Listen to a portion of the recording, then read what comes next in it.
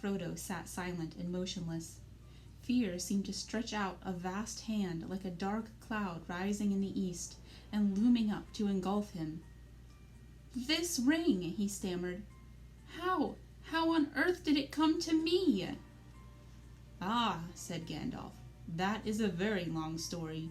The beginnings lie back in the Black Years, which only the lore masters now remember. If I were to tell you all that tale, we should still be sitting here when spring had passed into winter. But last night I told you of Sauron the Great, the Dark Lord. The rumors that you have heard are true. He has indeed arisen again, and left his hold in Mirkwood and returned to his ancient fastness in the Dark Tower of Mordor. That name even you hobbits have heard of, like a shadow on the borders of old stories. Always after a defeat and a respite, the shadow takes another shape and grows again." "I wish it need not have happened in my time," said Frodo. "So do I," said Gandalf, "and so do all who live to see such times. But that is not for them to decide. All we have to decide is what to do with the time that is given us. And already, Frodo, our time is beginning to look black. The enemy is fast becoming very strong. His plans are far from ripe, I think, but they are ripening. We shall be hard put to it. We should be very hard put to it, even if it were not for this dreadful chance. The enemy still lacks one thing to give him strength and knowledge to beat down all resistance, break the last defenses, and cover all the lands in a second darkness. He lacks the one ring. The 3 fairest of all the elf lords hid from him, and his hand never touched them or sullied them. 7 the dwarf kings possessed, but 3 he has recovered, and the others the dragons have consumed. 9 he gave to mortal men, proud and great, and so ensnared them. Long ago they fell under the dominion of the One, and they became ring-wraiths, shadows under his great shadow, his most terrible servants. Long ago. It is many a year since the 9 walked abroad, yet who knows? As the shadow grows once more, they too may walk again. But come, we will not speak of such things, even in the morning of the Shire. So it is now. The 9 he has gathered to himself, the 7 also, or else they are destroyed.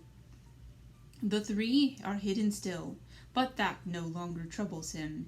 He only needs the 1, for he made that ring himself, it is his. And he let a great part of his own former power pass into it, so that he could rule all the others.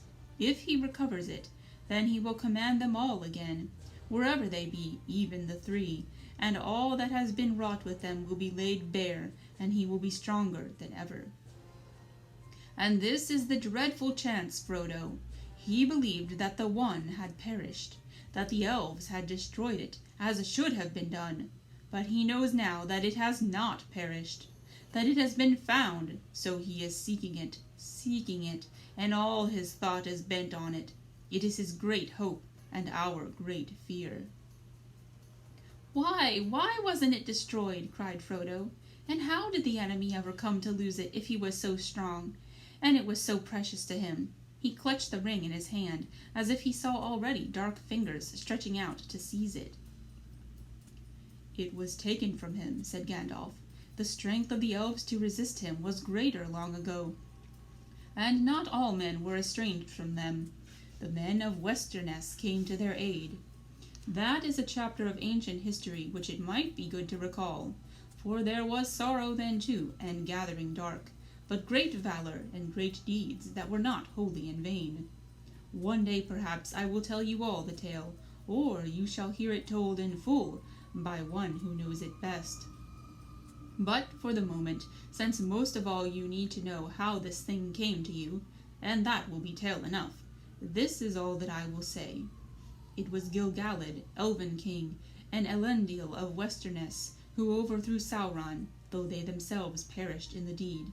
And Isildur, Elendil's son, cut the ring from Sauron's hand, and took it for his own.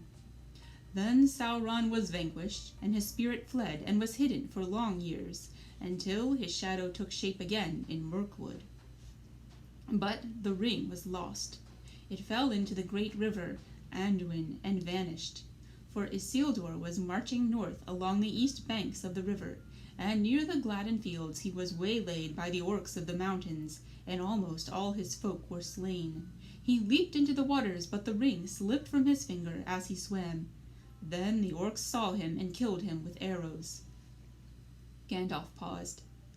And there, in the dark pools, amid the Gladden fields, he said, the ring, passed out of knowledge and legend. And even so much of its history is known now only to a few, and the Council of the Wise could discover no more. But at last I can carry on the story, I think. Long after, but still very long ago, there lived by the banks of the great river on the edge of Wilderland a clever-handed and quiet-footed little people. I guess they were hobbit kind, akin to the fathers of the stores, for they loved the river and often swam in it, or made little boats of reeds. There was among them a family of high repute, for it was large and wealthier than most, and it was ruled by a grandmother of the folk, stern and wise in old lore such as they had. The most inquisitive and curious-minded of that family was called Smeagol. He was interested in roots and beginnings. He dived into deep pools. He burrowed under trees and growing plants. He tunneled into green mounds, and he ceased to look up at the hilltops or the leaves on the trees or the flowers opening in the air. His head and his eyes were downward. He had a friend called Deagle, of similar sort, sharper-eyed, but not so quick and strong. On a time they took a boat and went down to the Gladden fields, where there were great beds of iris and flowering reeds. There Smeagol got out and went nosing about the banks, but Deagle sat in the boat and fished. Suddenly a great fish took his hook, and before he knew where he was dragged out and down into the water to the bottom. Then he let go of his line, for he thought he saw something shining in the riverbed, and holding his breath, he grabbed at it. Then up he came, spluttering, with weeds in his hair and a handful of mud, and he swam to the bank. And behold, when he washed the mud away, there in his hand lay a beautiful golden ring, and it shone and glittered in the sun, so that his heart was glad. But Smeagol had been watching him from behind a tree, and as Deagle gloated over the ring, Smeagol came up softly behind. "Give us that, Deagle, my love," said Smeagol over his friend's shoulder. "Why?" said Deagle. "Because it's my birthday, my love, and I wants it," said Smeagol. "I don't care," said Deagle. "I have given you a present already, more than I could afford. I found this, and I'm going to keep it." "Oh, are you indeed, my love?" said Smeagol. And he caught Deagle by the throat and strangled him, because the gold looked so bright and beautiful. Then he put the ring on his finger. No one ever found out what had become of Deagle. He was murdered far from home, and his body was cunningly hidden. But Smeagol returned alone, and he found that none of his family could see him when he was wearing the ring. He was very pleased with his discovery, and he concealed it, and he used it to find out secrets, and he put his knowledge to crooked and malicious uses. He became sharp-eyed and keen-eared for all that was hurtful. The ring had given him power according to his stature. It is not to be wondered that he became very unpopular, and was shunned, when visible, by all his relations. They kicked him, and he bit their feet. He took to thieving and going about muttering to himself and gurgling in his throat, so they called him Gollum, and cursed him, and told him to go far away. And his grandmother, desiring peace, expelled him from the family and turned him out of her hole. He wandered in loneliness, weeping a little for the hardness of the world, and he journeyed up the river till he came to a stream that flowed down from the mountains, and he went that way. He caught fish in deep pools with invisible fingers, and ate them raw. One day it was very hot, and as he was bending over a pool, he felt a burning on the back of his head, and a dazzling light from the water pained his wet eyes. He wondered at it, for he had almost forgotten about the sun. Then, for the last time, he looked up and shook his fist at her. But as he lowered his eyes, he saw far above the tops of the misty mountains, out of which the stream came. And he thought suddenly, it would be cool and shady under those mountains. The sun could not watch me there. The roots of those mountains must be roots indeed. There must be great secrets buried there, which have not been discovered since the beginning. So he journeyed up at night into the highlands, and he found a little cave out of which the dark stream ran, and he wormed his way like a maggot into the heart of the hills, and vanished out of all knowledge. The ring went into the shadows with him, and even the Maker, when his power had begun to grow again, could learn nothing of it. "Gollum!" cried Frodo. "Gollum? Do you mean that this is the very Gollum creature that Bilbo met? How loathsome!" "I think it is a sad story," said the wizard, "and it might have happened to others, even to some hobbits that I have known." "I can't believe that Gollum was connected with hobbits, however distantly," said Frodo with some heat. "What an abominable notion!" "It is true all the same," replied Gandalf. "About their origins, at any rate, I know more than hobbits do themselves. And even Bilbo's story suggests the kinship. There was a great deal in the background of their minds and memories that was very similar. They understood one another remarkably well, very much better than a hobbit would understand, say, a dwarf, or an orc, or even an elf. Think of the riddles they both knew, for one thing." "Yes," said Frodo, "though other folks besides hobbits ask riddles, and of much the same sort. And besides, hobbits don't cheat." "Gollum meant to cheat all the time. He was just trying to put poor Bilbo off his guard. And I dare say it amused his wickedness to start a game which might end in providing him with an easy victim, but if he lost would not hurt him." "Only too true, I fear," said Gandalf. "But there was something else in it, I think, which you don't see yet. Even Gollum was not wholly ruined. He had proved tougher than even one of the wise would have guessed, as a hobbit might. There was a little corner of his mind that was still his own, and light came through it, as through a chink in the dark, light out of the past. It was actually pleasant, I think, to hear a kindly voice again, bringing up memories of wind and trees and sun on the grass and such forgotten things. But that, of course, would only make the evil part of him angrier in the end, unless it could be conquered. Unless it could be cured." Gandalf sighed.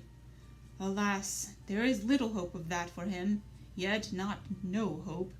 No, not though he possessed the ring so long, almost as far back as he can remember. For it was long since he had worn it much. In the black darkness it was seldom needed. Certainly he had never faded. He is thin and tough still. But the thing was eating up his mind, of course, and the torment had become almost unbearable. All the great secrets under the mountains had turned out to be just empty night.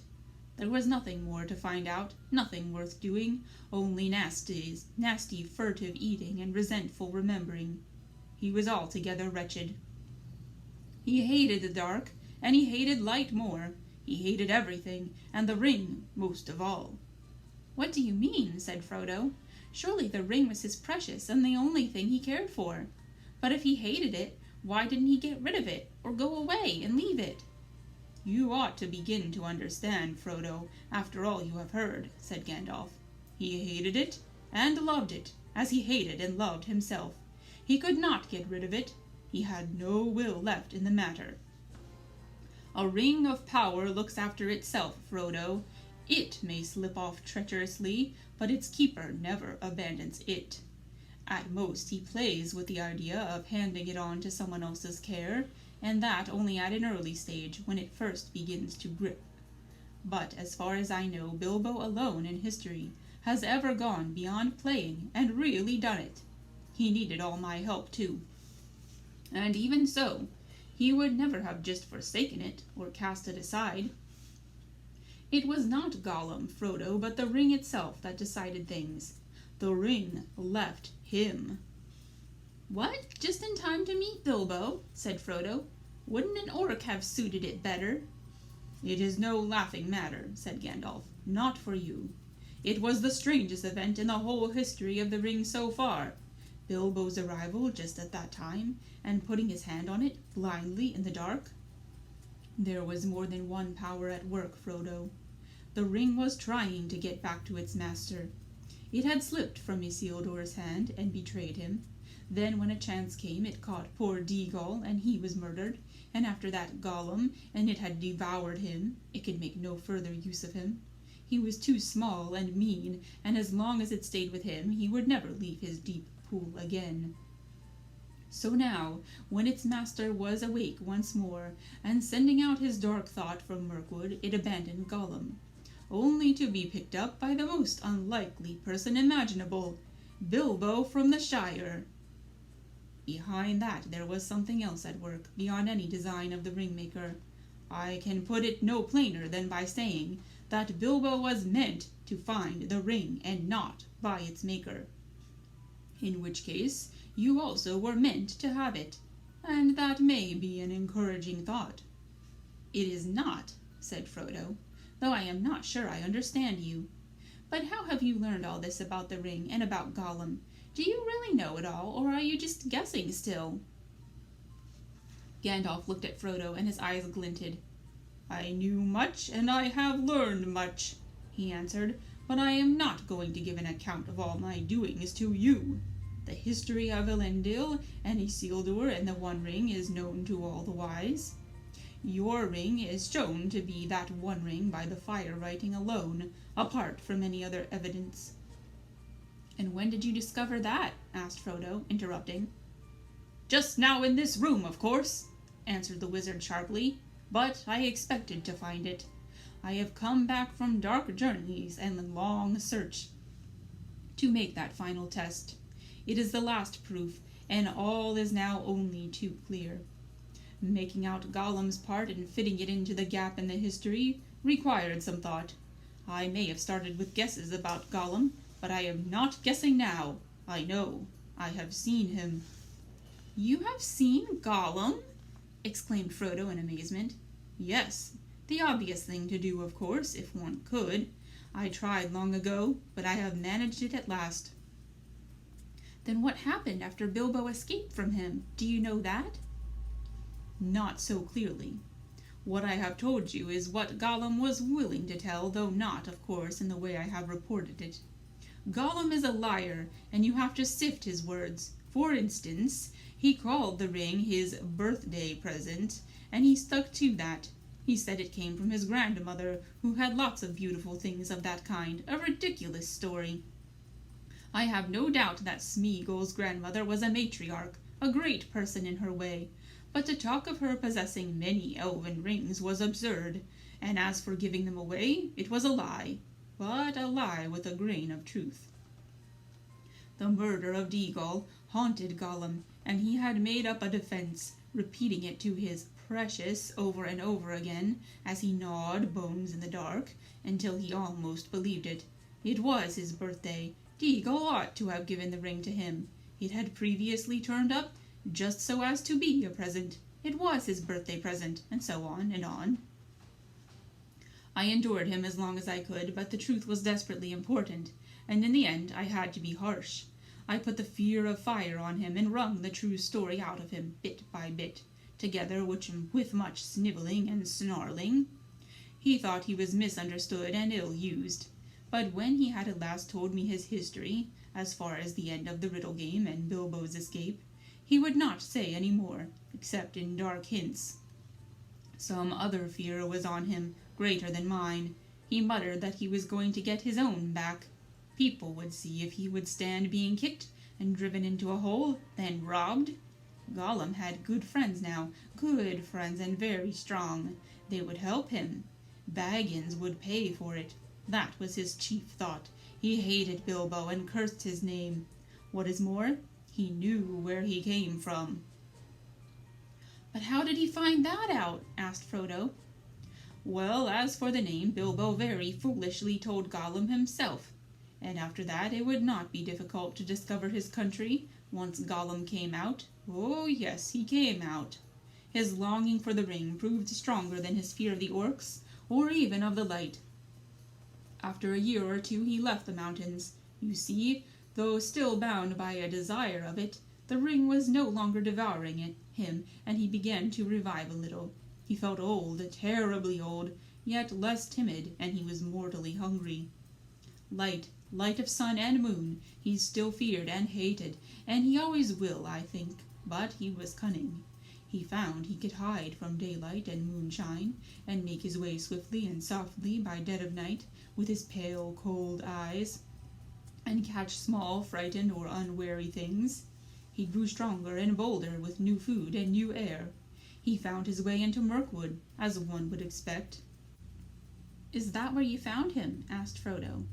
"I saw him there," answered Gandalf, "but before that he had wandered far, following Bilbo's trail. It was difficult to learn anything from him for certain, for his talk was constantly interrupted by curses and threats. 'What had it got in its pockets?' he said. 'It wouldn't say, no, precious, little cheat. Not a fair question. It cheated first, it did. It broke the rules. We ought to have squeezed it. Yes, precious. And we will, precious.' That is a sample of his talk. I don't suppose you want to hear any more. I had weary days of it, but from hints dropped among the snarls, I even gathered that his padding feet had taken him at last to Esgaroth, and even to the streets of Dale. Listening secretly and peering, well, the news of the great events went far and wide in Wilderland, and many had heard Bilbo's name and knew where he came from. We had made no secret of our return journey to his home in the west. Gollum's sharp ears would soon learn what he wanted." "Then why didn't he track Bilbo further?" asked Frodo. "Why didn't he come to the Shire?" "Ah," said Gandalf, "now we come to it. I think Gollum tried to. He set out and came back westward as far as the great river, but then he turned aside. He was not daunted by the distance, I am sure. No, something else drew him away. So, my friends think, those who hunted him for me. The wood elves tracked him first, an easy task for them, for his trail was still fresh then. Through Mirkwood and back again it led them, though they never caught him. The wood was full of the rumor of him, dreadful tales, even among beasts and birds. The woodmen said that there was some new terror abroad, a ghost that drank blood. It climbed trees to find nests. It crept into holes to find the young. It slipped through windows to find cradles. But at the western edge of Mirkwood, the trail turned away. It wandered off southwards, and passed out of the wood elves' ken, and was lost. And then I made a great mistake. Yes, Frodo, and not the first, though I fear it may prove the worst. I let the matter be. I let him go, for I had much else to think of at that time, and I still trusted the lure of Saruman. Well, that was years ago. I have paid for it since with many dark and dangerous days. The trail was long cold when I took it up again after Bilbo left here, and my search would have been in vain but for the help that I had from a friend, Aragorn, the greatest traveler and huntsman of this age of the world. Together we sought for Gollum down the whole length of Wilderland, without hope and without success. But at last, when I had given up the chase and turned to other parts, Gollum was found. My friend returned out of the great perils, bringing the miserable creature with him. What he had been doing he would not say.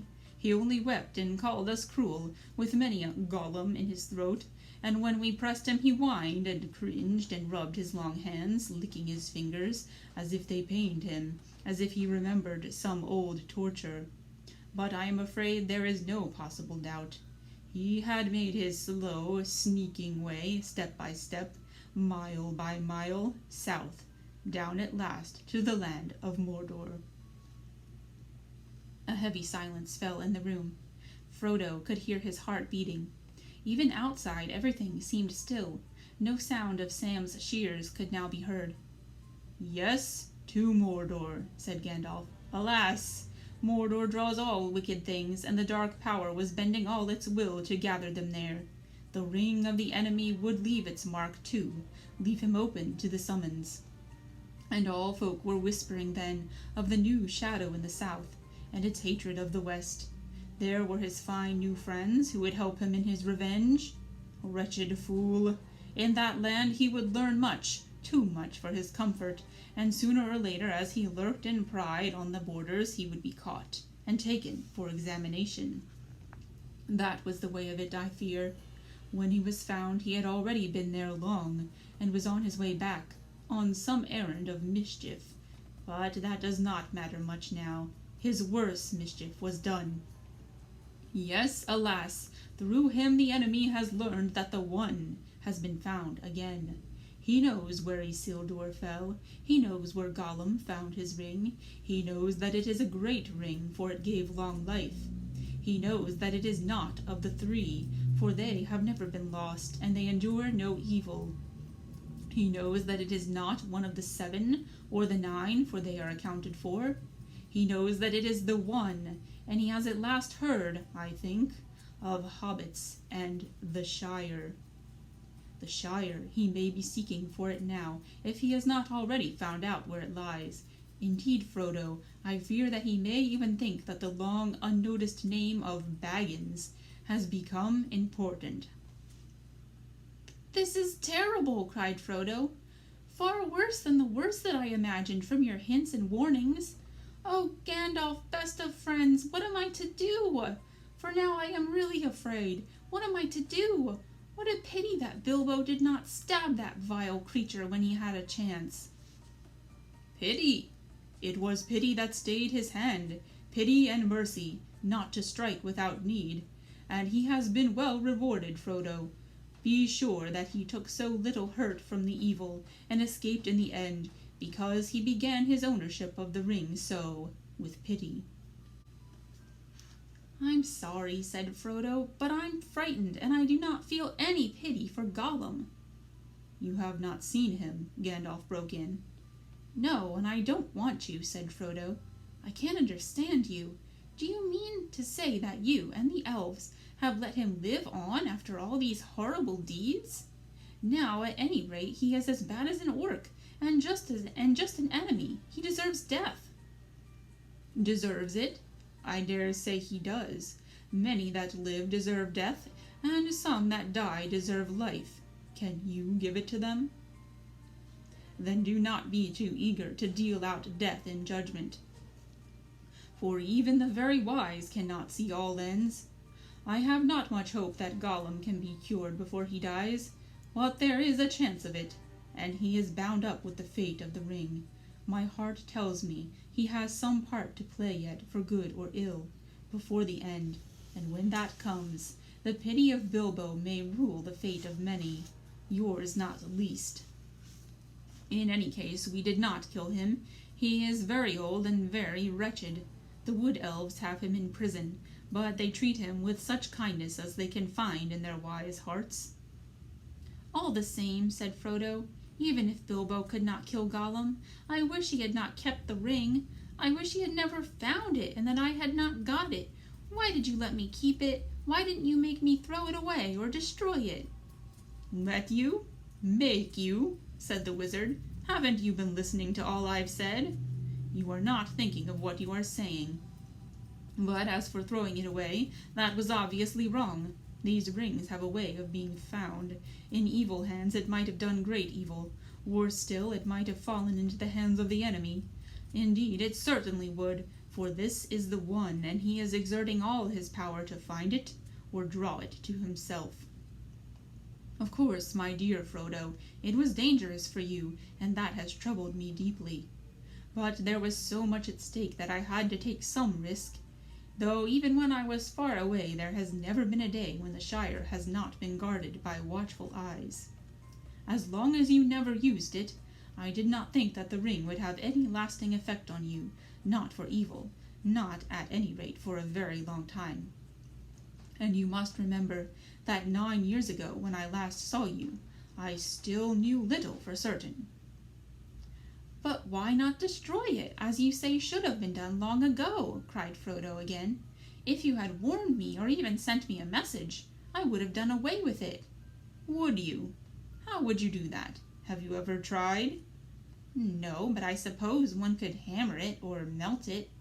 "Try," said Gandalf. "Try now." Frodo drew the ring out of his pocket again and looked at it. It now appeared plain and smooth, without a mark or device that he could see. The gold looked very fair and pure, and Frodo thought how rich and beautiful was its color, how perfect was its soundness.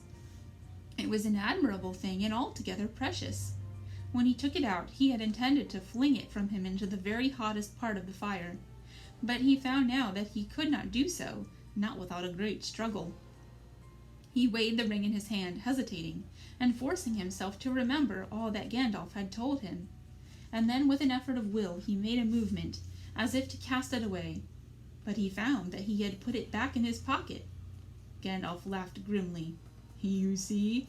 Already you too, Frodo, cannot easily let it go, nor will to damage it. And I could not make you except by force, which would break your mind. But as for breaking the ring, force is useless.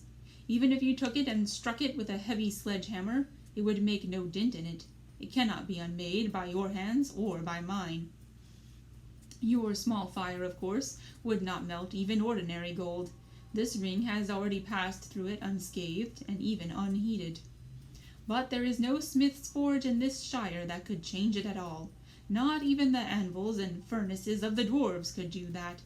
It has been said that dragon fire could melt and consume the rings of power, but there is not now any dragon left on earth in which the old fire is hot enough, nor was there ever any dragon, not even An Calagon the Black, who could have harmed the One Ring, the ruling ring, for that was made by Sauron himself. There is only one way, to find the cracks of doom in the depths of Orodruin, the Fire Mountain, and cast the ring in there, if you really wish to destroy it, to put it beyond the grasp of the enemy forever." "I do really wish to destroy it," cried Frodo, "or, well, to have it destroyed. I am not made for perilous quests. I wish I had never seen the ring. Why did it come to me? Why was I chosen?" "Such questions cannot be answered," said Gandalf. "You may be sure that it was not for any merit that others do not possess. Not for power or wisdom at any rate. But you have been chosen, and you must therefore use such strength and heart and wits as you have." "But I have so little of any of those things. You are wise and powerful. Will you not take the ring?" "No!" cried Gandalf, springing to his feet. "With that power I should have power too great and terrible, and over me the ring would gain a power still greater and more deadly." His eyes flashed, and his face was lit as by a fire within.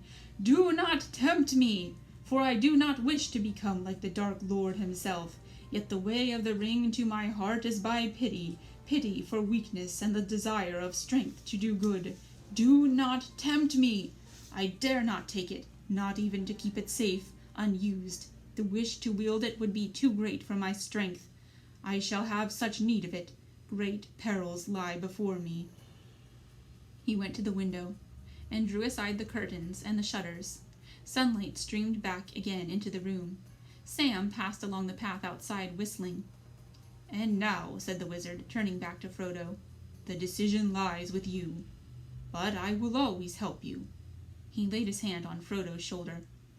"I will help you to bear this burden, as long as it is yours to bear. But we must do something soon. The enemy is moving." There was a long silence.